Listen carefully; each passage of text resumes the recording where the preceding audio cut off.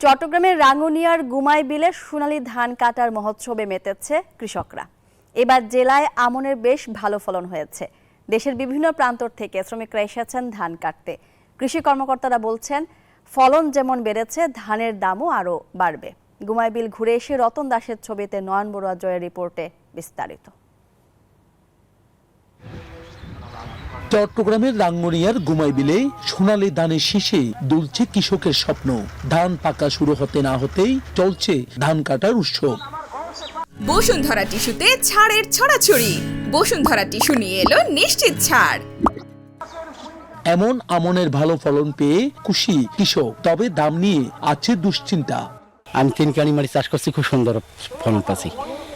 ধান আনতেছি খুব খুশি মনে। ফসলের যদি মূল্য একটু বাড়তে হয় তাহলে আমরা মহানগর থেকে খুব ভালো হবে।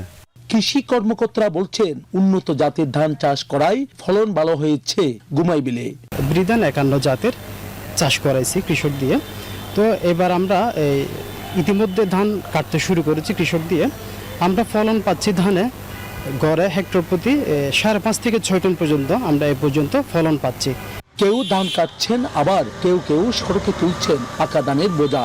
আবার আধুনিক যন্ত্রপাতি ব্যবহার করে মাড়াইয়ে ব্যস্ত চাষিরা। কৃষি কর্মকর্তারা বলছেন, আরো কিছুদিন পর বাড়বে ধানের দাম।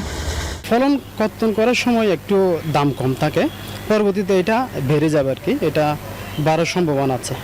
এই দিকে প্রতি বছরের মতো এবারও গুমাই বিলে ধান কাটতে লালমনিরহাট, রংপুর সহ বিভিন্ন জায়গা থেকে ছুটে এসেছেন অনেক দিন মজুর। দিনে 1000 টাকা মজুরি পেয়ে খুশি তারা। লালমনিরহাট থেকে আসি, আমরা প্রতি বছর এখানে আসি, কাম করি, ধান কাটি, করে যাই, ধান কাটা কাজ করি।